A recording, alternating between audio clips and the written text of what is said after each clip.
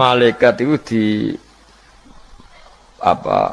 Malaikat itu kan yo duwe pikiran. Terus iblis yo duwe pikiran. Sing padha-padha pikiran niku ya rada bener iblis. Pikirane lho ya. Tapi nurute bener malaikat. Jadi umpama agama kanut pikiran ya bener iblis. Mergo cara berpikir iblis iku Adam ku sangka lemah, aku sangka api. Berarti keren aku. Nah cara pikirane malaikat wis ora mikir mbok mulya ndi dikongkon ya manut. Jadi agama ini sanad. Agama ini seorang lagi napa? Sanad. Sakjane cara tauhid ya keberatan. Aku ana istilah Baitullah ya keberatan. Wong Baitullah maknane omahe Allah sing takok. Allah manggon wirdi ning Ka'bah. Jadi kita harus ngikuti ulama. Dikatakan Baitullah itu nama penghormatan. Sesuatu itu mulia, maka disebut Baitullah. Bukan berarti Allah nempat di situ. Mergo Allah ndak butuh napa? Tempat. Jadi itu kan jelimet, Mang. Lagi-lagi yang tahu itu ulama. Masjid ya dikatakan Baitullah. Lah nek misale iki masjidé pangeran, malah nambah manani lucu. Masjidé pangeran. Jadi iki tempat sujudé pangeran. Nah, kacau kae. Tapi berhubung wong ra paham alhamdulillah demun iki masjidé pangeran. Jajal maknani bahasa Arab. Iki masjidé pangeran, maknani terjemah. Iki tempat kacau. Ini baru kayak bodoh, ora roh nek iku kacau. Jadi kacau. Ya mulane anut ulama. Jadi darani Baitullah apa dikatakan daleme Allah maknane apa idhofatut tasyrif. Napa idhofatut tasyrif maknane omah sing mulia sampai diistilahno daleme Allah. Kalau dalam ngaji-ngaji ulama itu agama ini dari awal unik. Allah melarang sujud kepada batu. Tapi kita sholat itu madhep Ka'bah. Kemudian juga ada batu. Makanya kita harus menanamkan bahwa semua sujud itu lillahi ta'ala. Dan soal ada arah, ya penting arah. Nggak mau arah madhep segoro kidul, repot. Jadi arah itu mau dipakai kesepakatan untuk menunjukkan kalau kita muslim, arahnya sujud itu ke Ka'bah. Tapi tetap sujud kita hanya lillahi ta'alanya karena Allah. Yahudi. Nabi nanti takut Yahudi. Muhammad, nak langit bumi itu sebenarnya hancur pas kiamat. Terus manusia sing mati mulai ini Adam sementara ditakut endi. Jadi nak takut ngono mirip so. Mirip Yahudi. Nak mirip Sugair apa? Nak mirip Ngamure. Jadi agama ini selalu disoal pakai akal.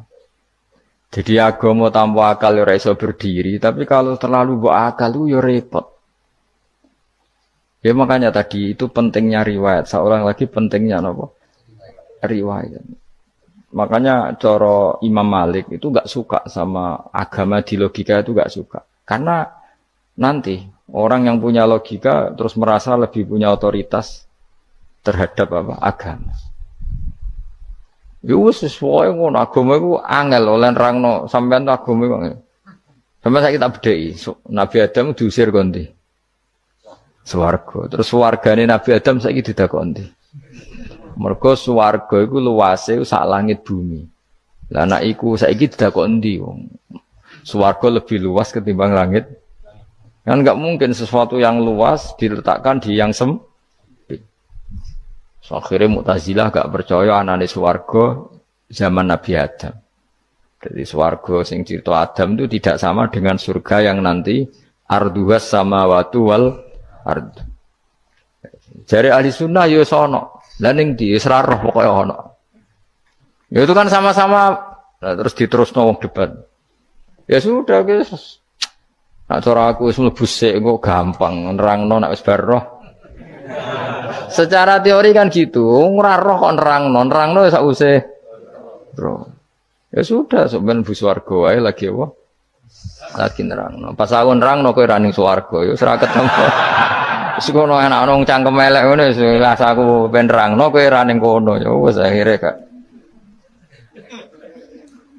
Apa cocokan sampean? Aku tak nerangno swarga lah Sing kono ben nerangno neraka.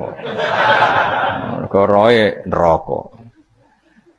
Agama iku unik. Ya karena tadi apa ya? Dari awal agama ini di kaum yakilun, tapi akal yang berlebihan itu ya mengganggu agama. Ya sudah, makanya saya ulang lagi itu riwayat ya. Sebagian ini apa? Riwayat. Inna hadzal ilma dinun fangzuru amman ta'khuduna dinakum. Agama ini ilmu, kemudian kamu harus dari sanad yang benar. Ya. Dari sanad yang apa? Dari sanad yang benar. Ya sudah seperti itu. Mana itu kalau setuju model kayak sholat sunat safar tidak harus madhep kiblat terus. Jadi agama ini sudah unik. Misalnya gini ya, sholat fardu kan wajib kiblat, tapi ada sholat yang nggak usah madhep kiblat, yaitu sunat safar. Misalnya orang di pesawat gini. Karena guling-gilingan, hakikatnya kiblat itu tidak fokus kita namun Allah Subhanahu wa Ta'ala. Jadi memang agama, tapi lagi-lagi itu butuh riwayat. Seorang lagi butuh riwayat. Kalau nggak pakai riwayat, terus kok Abu Nawas kabeh. Karena tadi Amerika, seorang lagi Amerika, itu kalau dibor pas New York itu kena Ka'bah. Lah logikanya kalau arahnya pas itu kan bebas arah. Berarti orang Amerika oleh sholat bebas. Tidak bisa seperti itu, ya tetap anut konsensus ulama sana atau tradisi sana, kiblat itu ngambil arah mana. Karena dia pas. Ya bumi yang ada arah itu secara akal kan hanya rubuk 1/4. Makanya kalau kamu belajar falak itu ada rubuk. Lainnya itu sudah tidak ada arah. Misalnya bumi bulat bola, yang sama atas dikatakan sama-sama di atas. Ya kadarnya hanya 1/4. Lainnya itu sudah dikatakan samping. Makanya seperti Denmark, itu ada daerah yang siang itu sampai 3 bulan, entah berapa siklus sekian puluh tahun. Ada yang lebih lama siangnya, sampai 18 jam. Kalau di Eropa kadang puasa itu sampai 18 jam. Ada yang selalu gak kena matahari, kayak kutub utara, kutub selatan. Nah makanya kalau misalnya sholat itu ngikuti apa? Kalau ngikuti matahari orang kutub sholatnya hanya maghrib, isya, subuh. Gak wajib poso orang tahu ono rino misalnya. Ya tidak bisa seperti itu. Jadi kalau nuruti logika kan terus berdebat terus. Tapi kalau nuruti rasa sebagai hamba. Orang kutub butuh sujud sama Allah. Orang kutub butuh loyal sama Allah dengan memperlakukan puasa. Ya sudah, akhirnya kita harus puasa.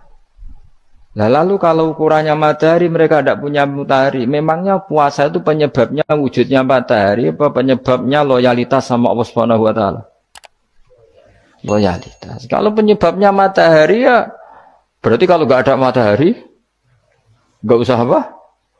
Tidak usah seperti itu cara berpikir. Makanya ngikuti ulama. Karena ulama yang tahu tradisinya Allah dan Rasul.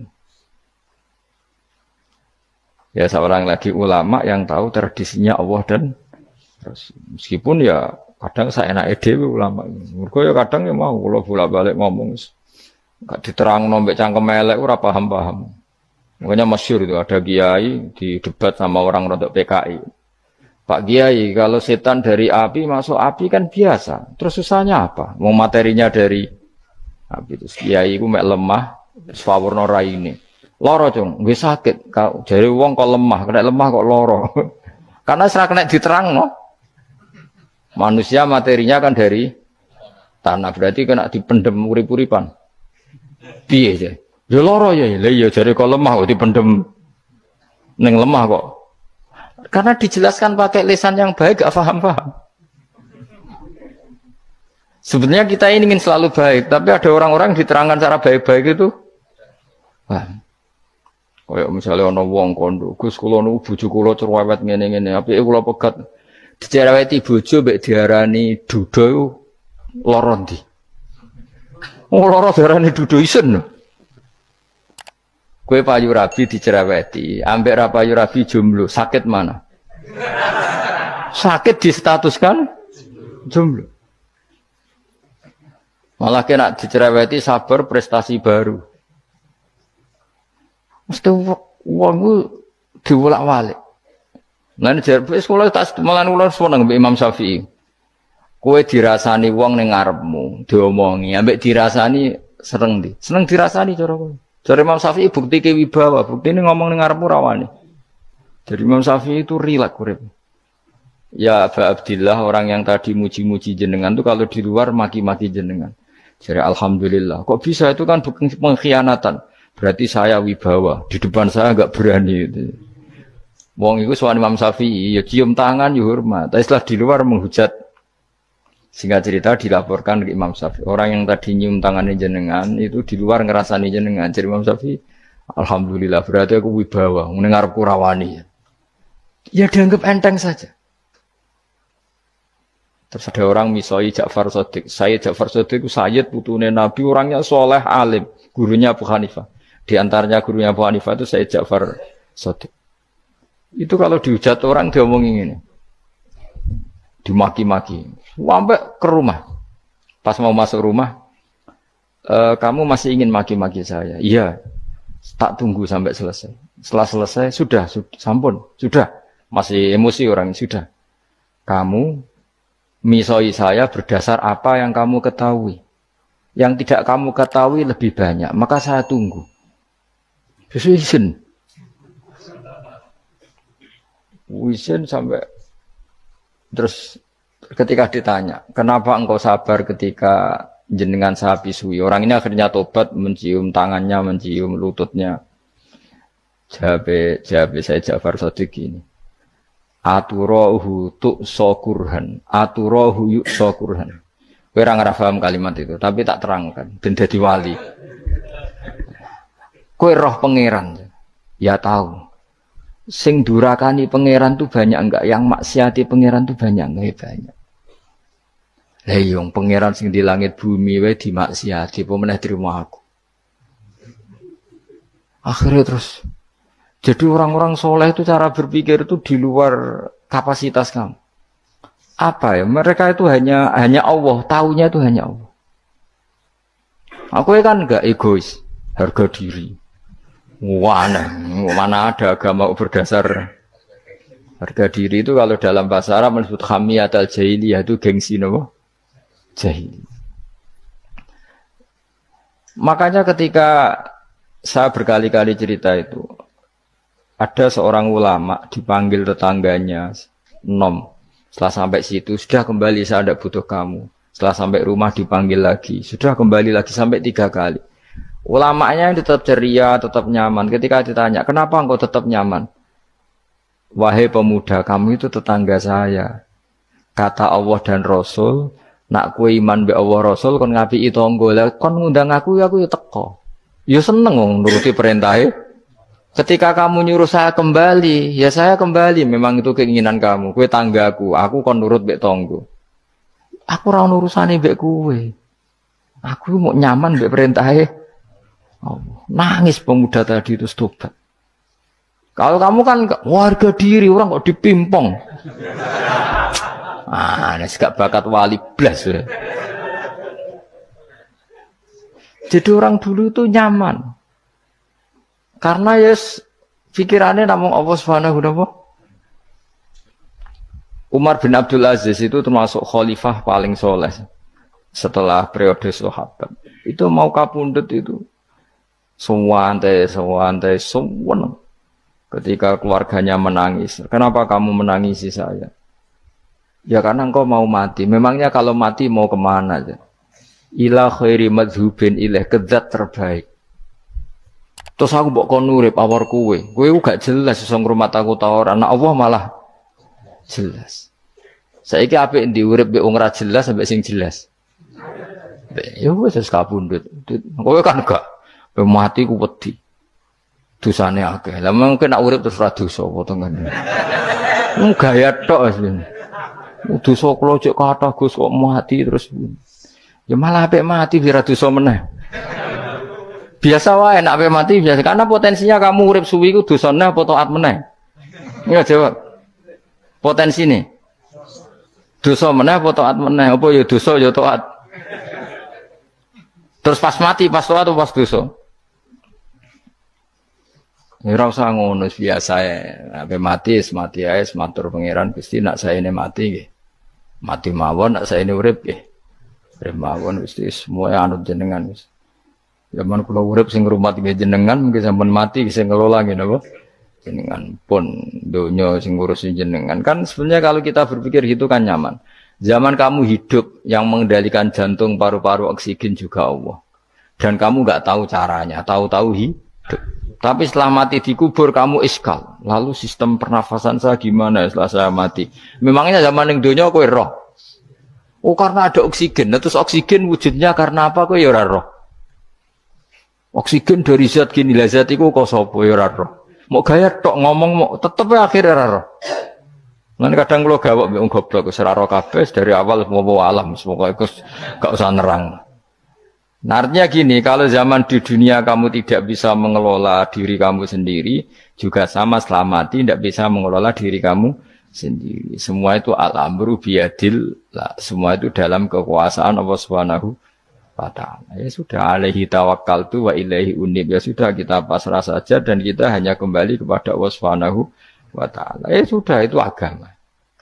Tapi nak bawa logika pakai akal. Wah itu orang mati itu sudah nggak bisa apa-apa, sudah jadi tanah gini-gini. Ya, masalah catekar yang ngerti, nah, jadi tanah itu tidak bisa apa-apa. Tapi masalahnya kita ini dikendalikan oleh zat yang bisa mengelola semua. Yaitu Nabi Adam diciptakan juga dari tanah. Ya sudah, hanya berdasar riwayat itu yang kita akhirnya meyakini setelah kita mati juga bisa hidup lagi. Tapi rasa khawatir, iblis itu ya dhaif, iblis ya lemah. Nyatane ya kowe tetap ngaji jalalan. Berarti ora sukses menyesatkan. Kodang di kowe iblis. Ya kodang sampean, dikon ra ngaji tetap ngaji. Dikon paham tetap ra paham. Berarti iblis itu enggak keren loh.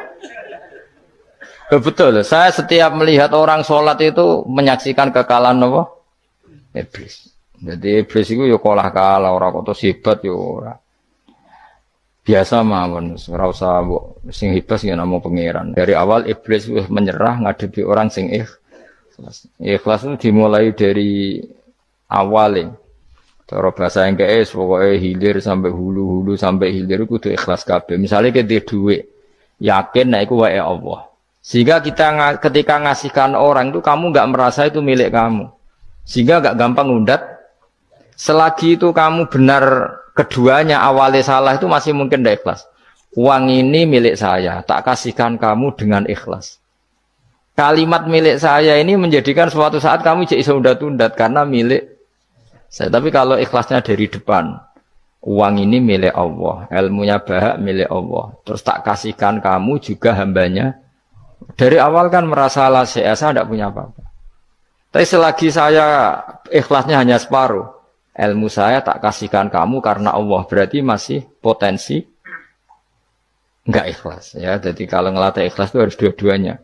Kamu punya uang milik Allah, punya ilmu milik Allah, punya jabatan milik Allah, kemudian kamu kasihkan sesuai perintah Allah. Itu lebih mudah ikhlas karena la haula wala quwata illa billah. Selagi masih separuh saja salah, itu potensi berikutnya juga ikut salah.